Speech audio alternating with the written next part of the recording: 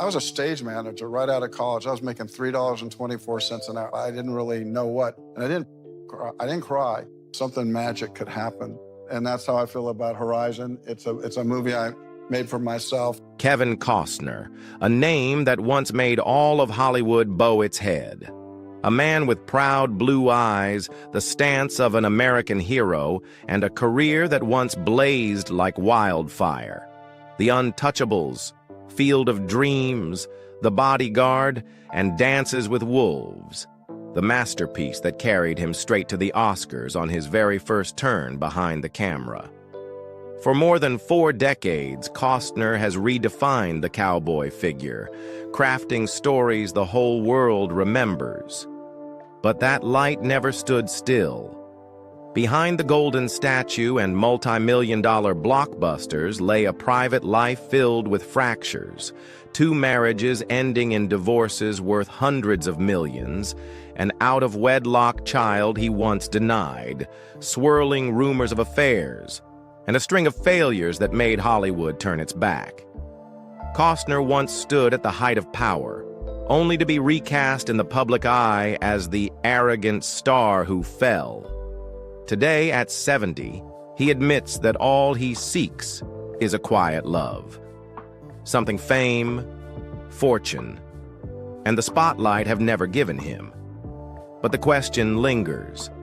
After the scandals and heartbreak, will Kevin Costner be remembered for his talent and resolve, or for the scars of a personal life that never healed?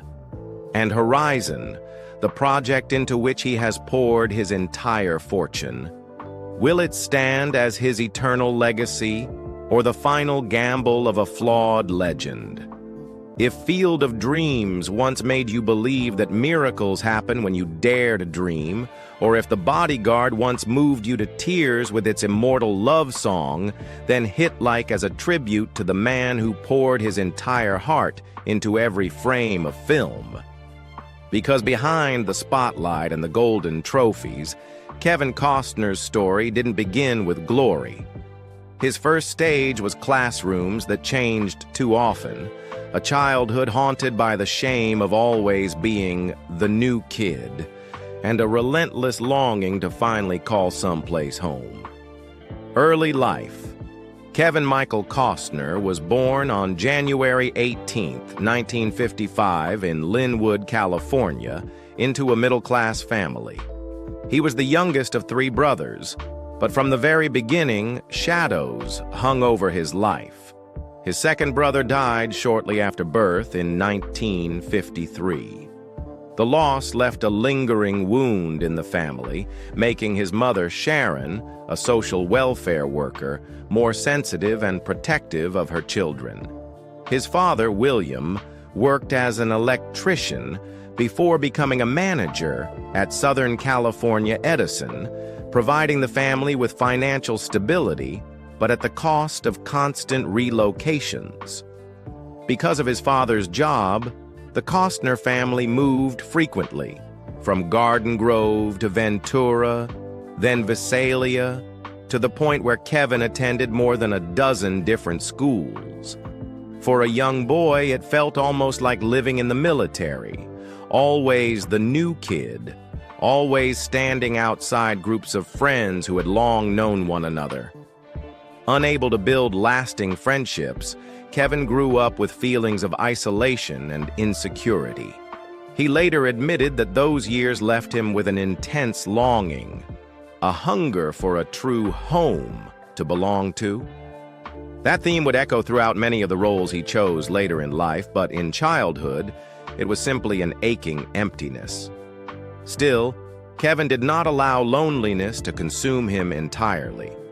He found an outlet in sports and the arts. Baseball, basketball, football. Any sport became a place to channel his energy. On the field, the undersized boy, just 5 feet 2 inches when he graduated high school, could momentarily forget what it felt like to be on the outside. At the same time, he studied piano, sang in the church choir, and occasionally wrote poetry. These activities served both as an escape and as a way for Kevin to assert that he had a world of his own. But not every dream survived. A shoulder injury forced him to abandon his hopes of pursuing sports professionally. The disappointment was sharp, but it left behind an invisible legacy: discipline, patience, and a refusal to quit. Later, he often recalled those cold mornings of training on the field as lessons that steeled him against the many failures he would face in Hollywood. Kevin then leaned further into music and the arts. He played piano, wrote poetry, and sang in the church choir. In those moments, the usually withdrawn boy discovered a safe space, a place where he could release his emotions without fear of rejection. And during those years, another seed took root: a fascination with Western films. How the West Was Won, the classic epic about the American frontier, held him transfixed before the screen, dreaming of stories far larger than his own life. His childhood was a journey of constant adjustment, endless challenges, and learning how to adapt in order to survive. Those years not only forged his resilience, but also planted within him a burning need to prove that he mattered, to find his place in the vast world. That desire, sparked in the fragile days of boyhood, would quietly drive him for the rest of his life. Early career. When Kevin Costner entered California State University, Fullerton, in 1973, he chose business administration, the safe path for a middle-class kid with no connections and no foothold in show business. By day, he played intramural sports, joined the Delta Chi fraternity, and looked every bit the typical American college student. But at night, another life unfolded. Kevin enrolled in acting classes, stepping onto small stages, training his voice, practicing movement, learning to listen to scene partners, all while keeping it hidden from everyone, even his girlfriend Cindy Silva. The feeling of being the new kid, which had haunted his childhood, now transformed into a different drive, to find a place where he truly belonged, perhaps on the stage. After graduation, he took a marketing job, hanging his diploma on the wall as reassurance to his parents. But the fire inside him only grew. The turning point came after his honeymoon in 1978. On the flight home, Kevin spotted screen legend Richard Burton seated just a few rows away. He waited until Burton closed his book before nervously asking for advice. Burton smiled, looked into the young man's blue eyes, and gave a reply as simple as it was transformative: "You'll be fine." As Burton's car pulled away from the airport, he rolled down the window and wished him good luck. That was all it took. Within a month, Kevin resigned from his office job and hurled himself headfirst into the risky path of acting. The first years were a grind, hauling bricks in the morning, driving a truck in the afternoon, sometimes working on fishing boats. At night, he went to acting classes, only to wake early the next day to stand in endless casting lines. He took any odd job that could pay the rent and still leave him enough strength to train.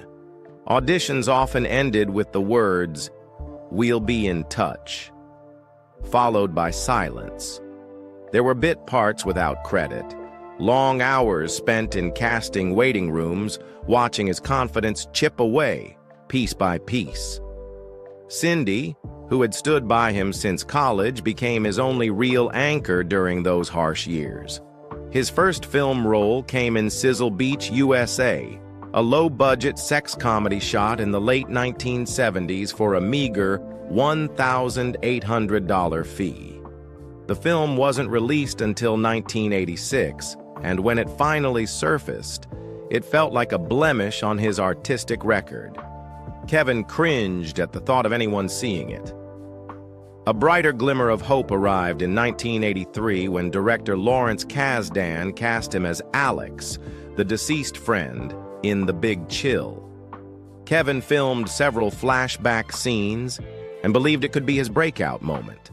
But when the film hit theaters, all of his scenes had been cut, leaving only a fleeting glimpse of his hands in the coffin. The blow was so heavy that he began applying for office jobs again, ready to fold up the dream. And then the simplest words saved him. Just one more year. Cindy urged him.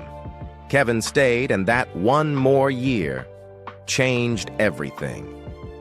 In 1985, Kasdan kept the quiet promise he had made after the big chill and invited Kevin to play Jake in Silverado.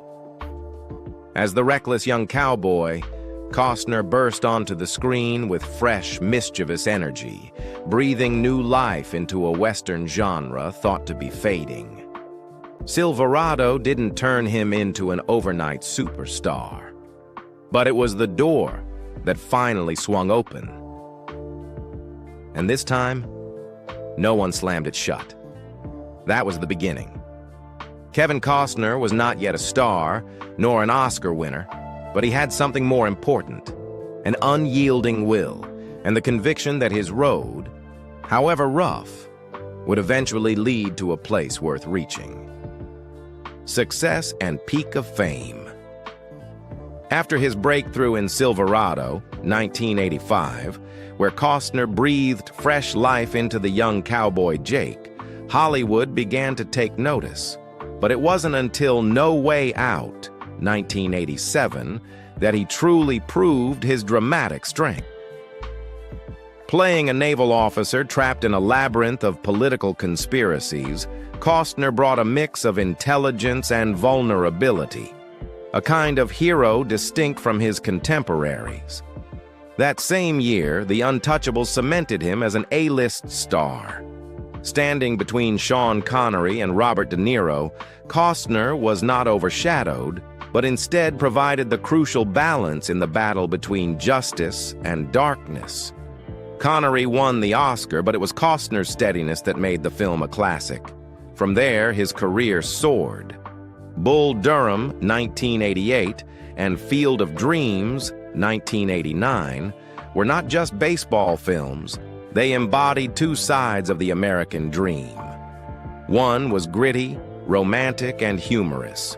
The other a hymn about faith, fatherhood, and redemption. Kevin Costner became the face of the American man, laconic, strong, yet tender, a cultural icon far beyond the screen. His absolute pinnacle came in 1990 with Dances with Wolves. It wasn't just a film, it was a gamble. A 35-year-old actor with no directing experience dared to helm a 3-hour Western epic filled with Lakota dialogue while also financing and starring in it himself.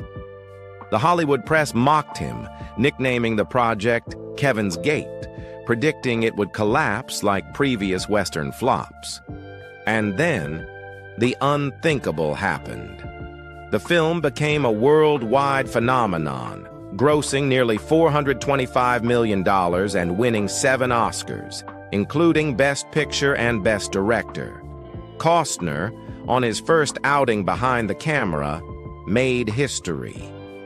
One of the youngest directors ever honored by the Academy, and the first to deliver a Best Picture Western since 1931. The film portrayed Native Americans with rare humanity, breaking Hollywood's long-standing stereotypes of indigenous people. With this triumph, Kevin Costner transcended his status as a box office star to become a true filmmaker, someone with vision who could unite art and commerce, turning a Western dream into one of Hollywood's greatest milestones. Dances with Wolves not only brought him to the summit of fame, but placed his name alongside legends like Orson Welles and Clint Eastwood, actors who dared to direct and left a lasting legacy. The 1990s continued with a string of blockbusters. Robin Hood, Prince of Thieves, 1991, despite ridicule for his awkward English accent, grossed $390 million, proving his box office power. Oliver Stone's JFK, 1991, confirmed Costner's weight in political drama, sparking global debate. The Bodyguard, 1992, opposite Whitney Houston, became a cultural phenomenon. $411 million at the box office and the decade's best-selling soundtrack, led by I Will Always Love You. Then came A Perfect World, 1993, under Clint Eastwood's direction, giving him a rare, complex role as a criminal with deep humanity. While Wyatt Earp, 1994, continued his bond with the Western, reviving the lawman with epic seriousness. At the peak of his stardom, Kevin Costner seemed untouchable. He commanded fees of up to $20 million per film, among the highest in Hollywood at the time, and held creative power, choosing scripts, shaping projects. But the true value of this era wasn't in numbers. It was in the way Costner kept expanding his range. He refused to be boxed into the cowboy or American hero mold. Tin Cup, 1996, proved he could make sports lighthearted and romantic. Message in a Bottle, 1999, placed him in mainstream romance, where he retained sincerity without slipping into cliché. 13 Days, 2000, showed he could revive one of the most tense chapters in modern U.S. history, while Open Range, 2003, directed by Costner himself, restored grandeur and humanity to the Western, hailed by many critics as one of the best of its decade. Even when he embraced the role of a villain in Mr. Brooks, 2007, Costner shocked audiences with his cold, dual-faced menace, a complete inversion of his former good American man persona. Later supporting roles, Hatfield's and McCoy's, 2012, which won him a Golden Globe, Man of Steel, 2013, as adoptive father Jonathan Kent, or Hidden Figures, 2016, as the stern but fair NASA manager, only reinforced one truth. Kevin Costner's peak wasn't a brief blaze, but a foundation built to last across genres, decades, and transformations, with a versatility few actors have ever matched. Turmoil and shadows.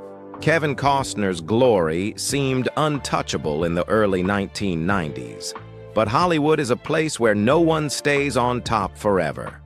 Just a few years after The Bodyguard, his career took a sharp turn into troubled ground, where failures, scandals, and fractures in his personal life exposed the darker side of a man once hailed as the biggest star in the world.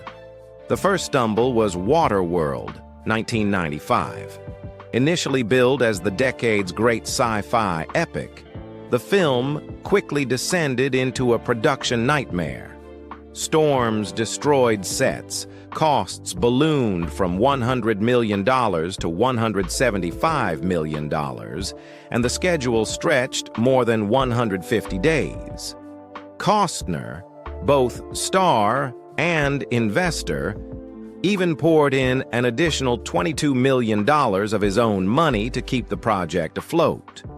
In the end, while international box office and home video sales helped soften the blow, the press branded it Kevin's Gate, a symbol of arrogance and overreaching ambition. Worse, his longtime friendship with director Kevin Reynolds collapsed.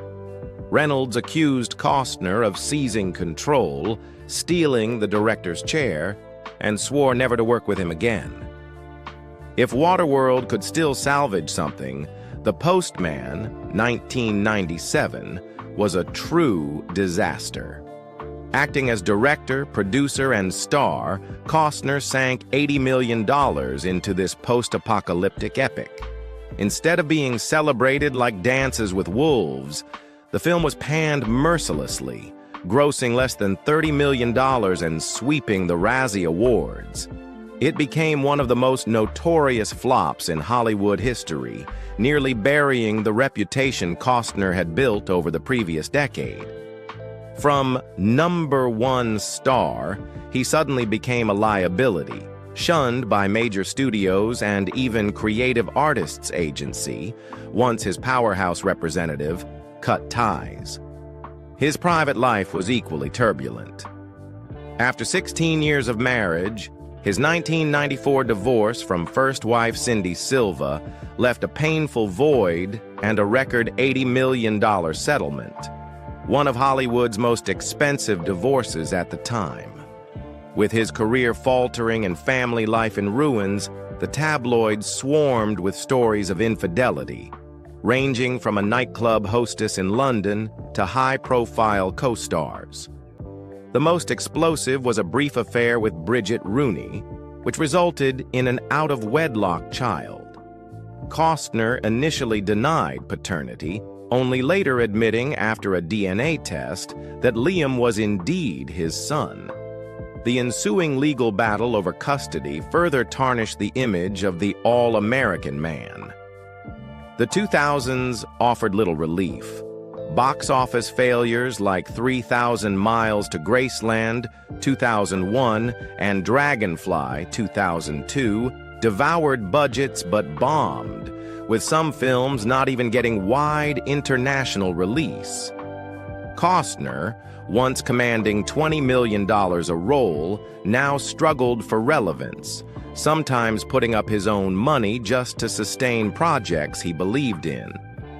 He also became entangled in lawsuits outside Hollywood.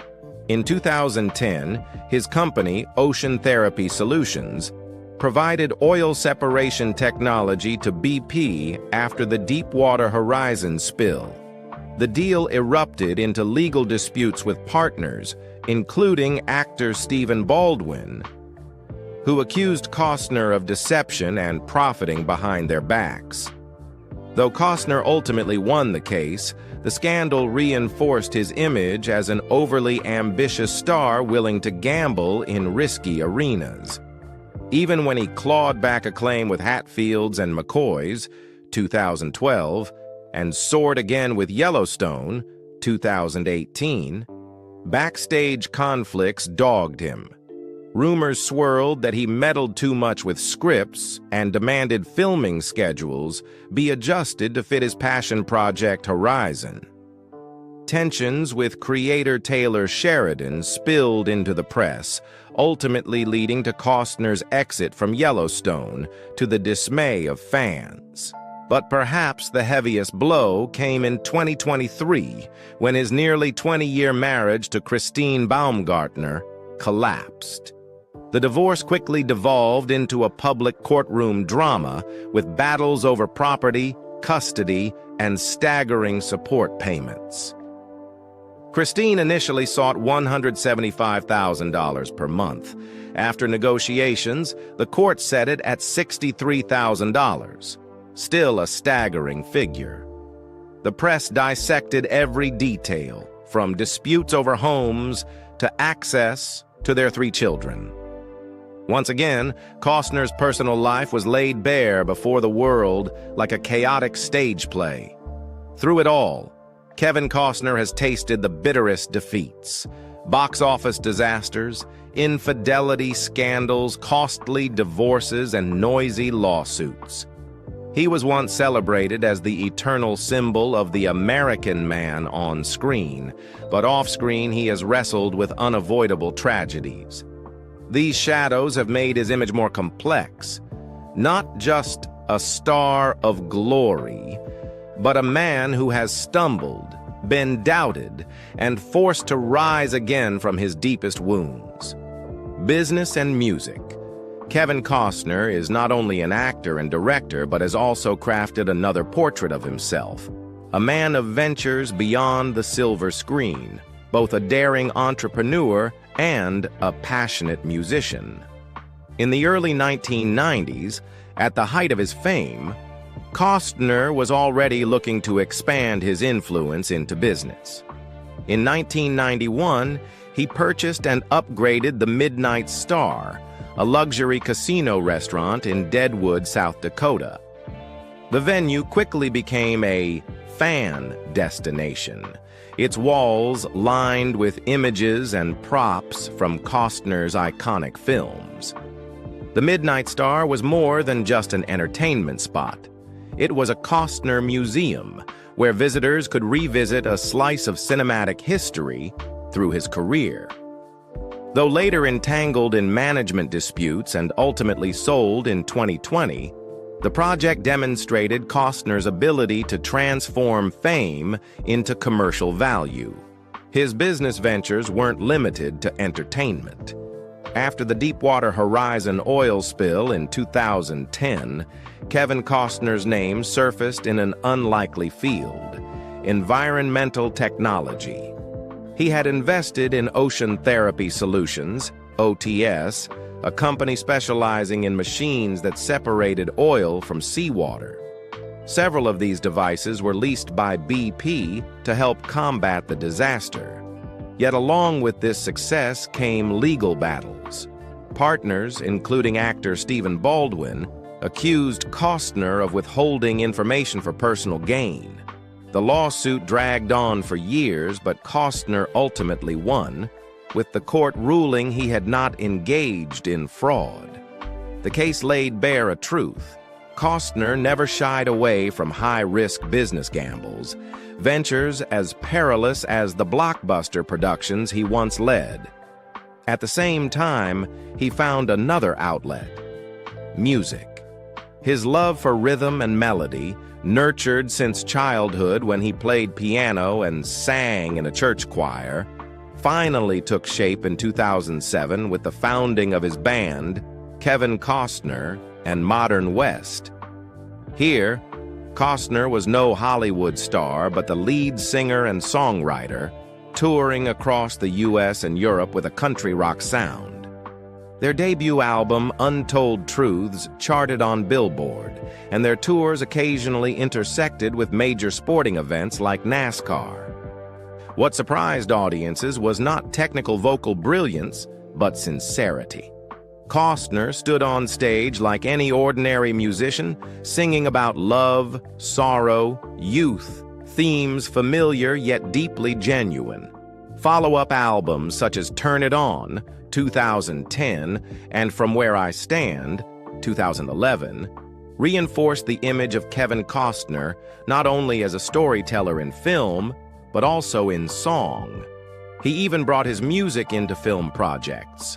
Modern West composed songs for the miniseries Hatfields and McCoys, 2012, weaving another layer of connection between acting and music. For Costner, music was not a side hobby, but a way to stay balanced amid the turbulence of Hollywood and business. In the end, his ventures in business and music painted the portrait of a multifaceted Costner, a man bold enough to risk casinos, environmental tech, and travel apps like Here, but also one who never abandoned his first love: music. In both arenas, whether in triumph or setback, he has remained steadfast, always experimenting, always creating, always telling his story in more than one voice. Personal life. Kevin Costner once said, "A career can glitter, but family is the real test." And indeed, his private life has been filled not only with love, but also with turmoil. It all began with his first marriage to Cindy Silva, the woman who stood by him from their college days until he reached the peak of fame. They met at California State University, Fullerton, in 1975.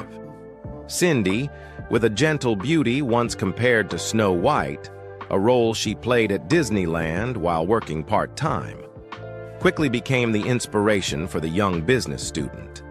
3 years later, they married, 1978, at a time when Kevin was still an unknown, torn between marketing and late-night acting classes. Cindy became his anchor, the one who believed in him and urged him to give it one more year when Kevin nearly abandoned his dream after being cut out of The Big Chill. During their 16 years together, they had 3 children: Annie, 1984, Lily, 1986, and Joe, 1988.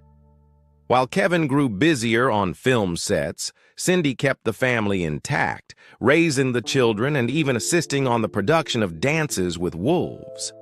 On the surface, they were the perfect couple, a rising Hollywood star and his loyal wife, always smiling at premieres. But cracks soon emerged.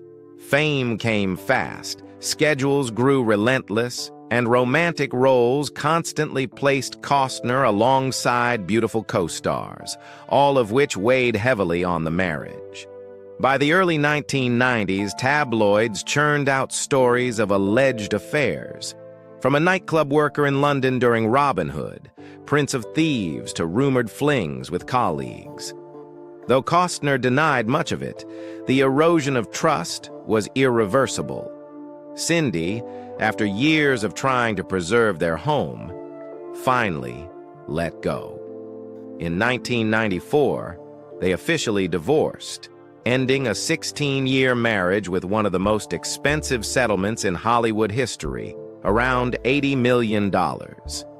It was not just a financial blow for Costner, but a deep personal shock. From the man who seemed to have it all, he suddenly became a cautionary tale about the price of fame.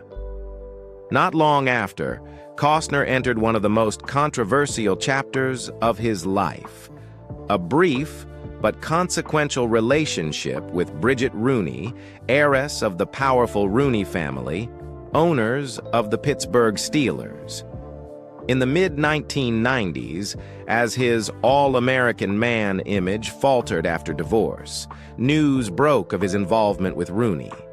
The romance was fleeting, but in 1996, Bridget announced she was pregnant and insisted Kevin was the father. Publicly, Costner remained evasive, even silent, refusing to acknowledge the child. The scandal erupted. A star fresh from a costly divorce now accused of abandoning his own child. For years, Kevin did not directly admit paternity. Bridget stood firm, and eventually a DNA test confirmed the truth. Liam Timothy Costner, born November 1996, was indeed his son. Kevin later established a trust fund to secure Liam's financial future, and agreed to provide support. Yet unlike his 3 children with Cindy Silva, Liam never appeared publicly as part of Costner's family image. He grew up mainly under his mother's care and later with stepfather, billionaire William Koch. The episode left a deep scar on Costner's reputation. In the public eye, he was no longer just the Oscar-winning star, but also a man accused of dodging responsibility. Tabloids magnified the weak father-son bond, portraying Costner as someone more concerned with career and image than fatherhood. Though his relationship with Rooney ended quickly, it became an unerasable chapter in his private life. Liam, the son once denied, still lives privately today, rarely seen with his father.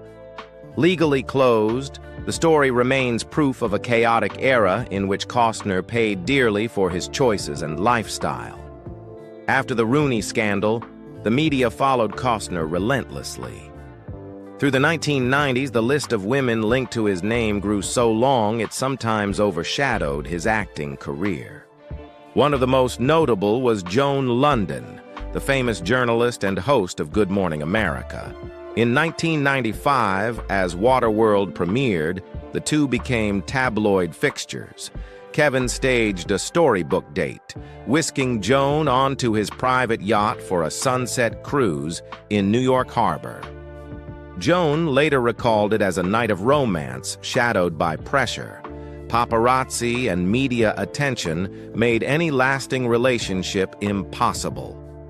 They split within months, citing the strain of living under constant scrutiny. After London, Costner was tied to a string of high-profile women, supermodel Elle Macpherson, whom he once called the woman on my level.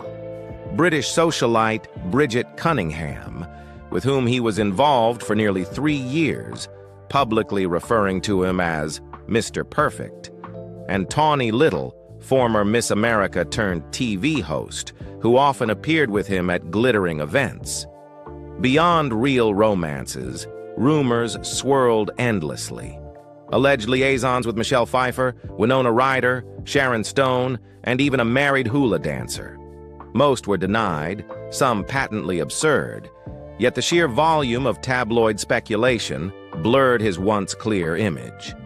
From ideal American man, Costner morphed into a central figure of sensational Hollywood gossip. Caught in this chaos, Costner seemed to embody the archetype of the Hollywood leading man off-screen. Charming, surrounded by glamorous women, but unable to maintain lasting bonds. For fans, it was captivating. For family, it was tragic, deepening the contradictions in his roles as father and husband. After a decade of turbulence, Kevin Costner finally found steadiness with Christine Baumgartner, a model and handbag designer nearly 20 years his junior.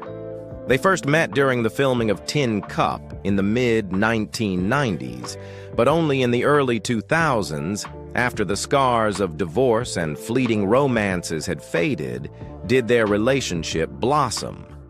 Christine was no Hollywood star, but her elegance, independence, and career ambition drew Costner in. In 2004, after dating and briefly splitting over disagreements about children, Costner, then in his mid-40s, was hesitant to father more kids. They reconciled. Their wedding, held at Kevin's expansive ranch in Aspen, Colorado, resembled a fairy tale. The bride arriving in a horse-drawn carriage, the groom, an Oscar-winning star weathered by life's storms, waiting in a simple suit. The ceremony symbolized not just union, but renewal. Together they had 3 children, Caden, 2007, Hayes, 2009, and Grace, 2010. Though already a father of 4 adult children from earlier relationships, Costner admitted his biggest fear in remarrying was being too old to keep up with the kids. Yet he rediscovered joy in fatherhood, gentler, more patient, more confident thanks to past mistakes. For years, Costner was often seen as the devoted dad, walking his kids to school or attending public events with his family. Christine provided stability, helping him balance grueling film schedules with family life. But beneath the happy photos, cracks formed. The age gap, relentless work, and Costner's perfectionism all weighed on the marriage. The breaking point came in 2023 as he poured himself into his passion project, Horizon, while clashing with the Yellowstone production team. In May 2023, Christine filed for divorce after 18 years of marriage, citing irreconcilable differences. The split quickly turned into one of Hollywood's messiest modern divorces. Christine demanded $175,000 per month in child support, later lowering it to $161,000, while Costner argued it was unrealistic. After months of public battle, the court set the figure at $63,000 per month. Beyond money, tensions escalated when Christine refused to vacate Costner's $145 million beachfront estate, despite a prenuptial clause requiring her to leave within 30 days.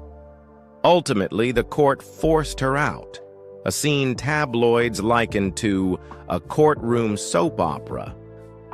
By September 2023, they reached a settlement, avoiding trial. Still, the image of Costner's second marriage, once his haven of stability, was shattered beyond repair. For Kevin, it was the second time he saw a family collapse under the glare of flashbulbs, leaving him emotionally and financially drained. The marriage to Christine Baumgartner had given Costner nearly 2 decades of stability and 3 young children tying him to youth. But when it ended in acrimonious disputes, the world was reminded yet again. Kevin Costner's private life has never known lasting peace, even at the threshold of 70. After the 2023 divorce, the media immediately swarmed. Nearing 70, every meal, every step, every woman seen beside him became romance news. It didn't take long for new names and rumors to surface. First was Jewel, the Alaska-born singer-songwriter famed for her raw voice and thoughtful lyrics.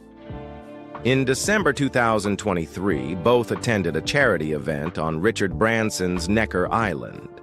Photos of them seated close, speaking warmly, went viral. Jewel later thanked Costner publicly for supporting the Inspiring Children Foundation, fueling more speculation. Soon, headlines declared, "Costner dating Jewel?"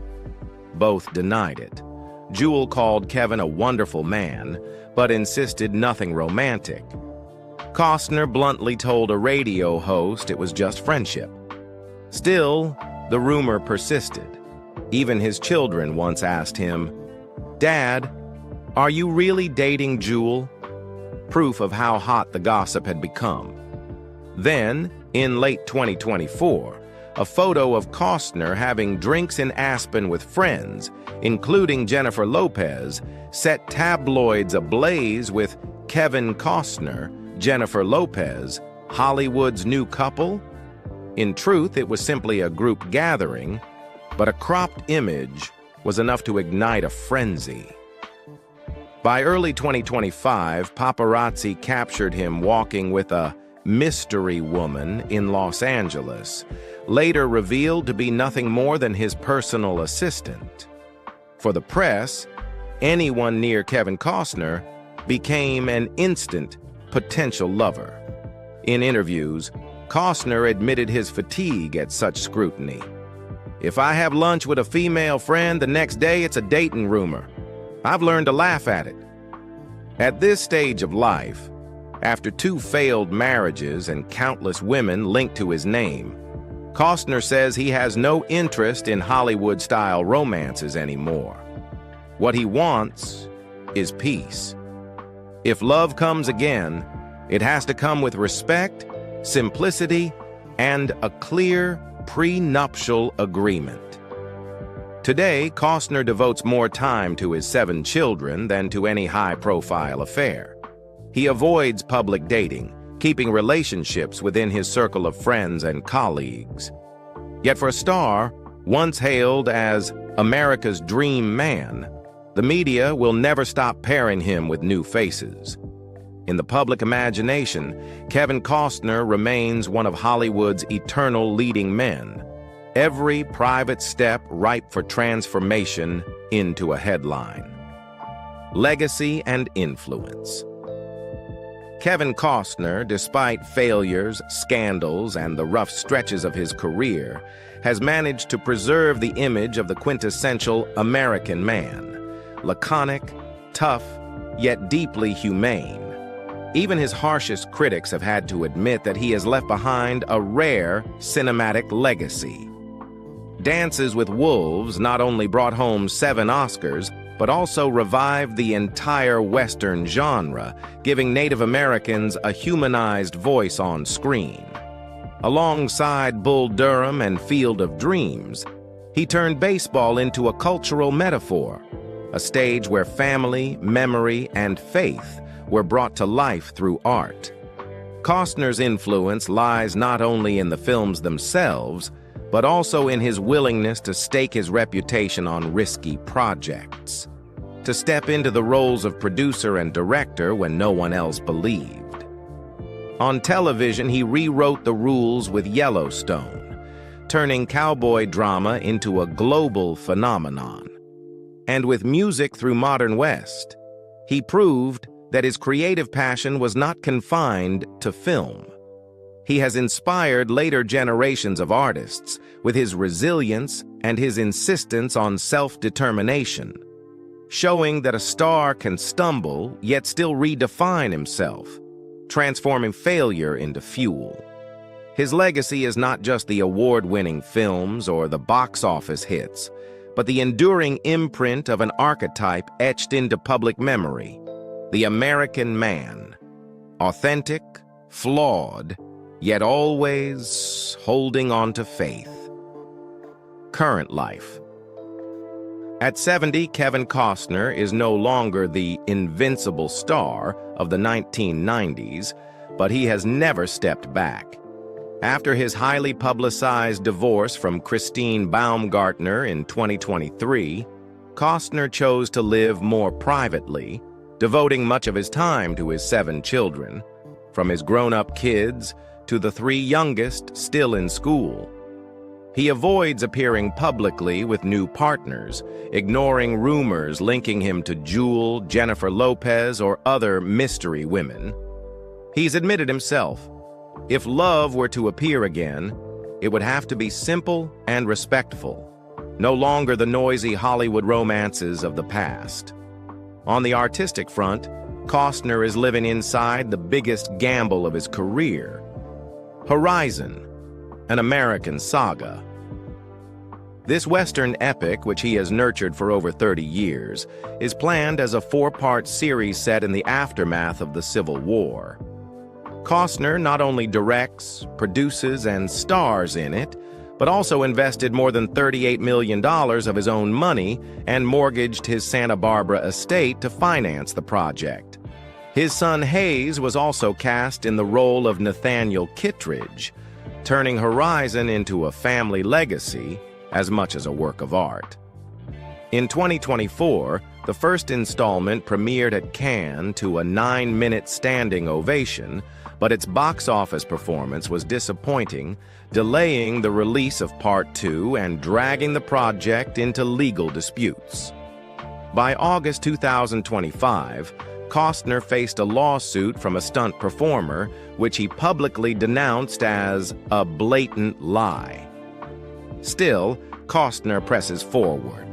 Beyond Horizon, he continues to produce The Gray House, a Civil War espionage miniseries with Morgan Freeman, and is set to star in the heartfelt romance Honeymoon with Harry alongside Jake Gyllenhaal. At the same time, he nurtures his love for music through his band Modern West, treating small concerts as a form of healing, while also collaborating with the Hear Hear app to tell stories about American history and culture. To the public, Costner remains a sought-after figure. In early 2025, he took the stage at VMX 2025 to speak about passion, responsibility, and art as a life journey. That same year, he appeared in the Fox Nation documentary series Yellowstone to Yosemite, recounting the historic 1903 expedition. These moves show he is no longer chasing the spotlight, but instead choosing projects with enduring meaning. Today, Kevin Costner stands less as a Hollywood legend than as a man in full, a devoted father, an artist who still burns with creativity, a risk-taking businessman committed to his vision. After all the highs and lows, he is writing the final chapter of his career with resilience and conviction, proving that even in life's twilight, there are dreams still worth betting everything on. Kevin Costner embodies one of Hollywood's bitter paradoxes. A man who once stood at the very peak of power, now hounded by lawsuits, box office flops, and endless rumors. Yet it is precisely this paradox that gives him weight, an artist who refuses the safe path, willing to stake his entire fortune to protect a dream that has burned within him since youth. Costner has never been flawless. He has stumbled, been mocked, and lost more than he has gained. And yet, it is this imperfection that makes him real, that allows his journey to strike a chord with generations of audiences. The unanswered question remains: will Horizon become the legacy he so longs for, or merely a chapter that closes in silence? Will Kevin Costner be remembered as a brilliant star who faded, or as a stubborn storyteller who dared to follow his faith to the very end? The answer will not come from courts or box office tallies, but from the memories of those who once sat in the dark of a theater, held still by the sight of a man standing in a field, at a frontier, among dreams that refused to die. And you, in your own memory, who is Kevin Costner? A legend of the screen or a defiant dreamer? Share your thoughts in the comments, and don't forget to follow so you won't miss the next stories about Hollywood's enduring icons.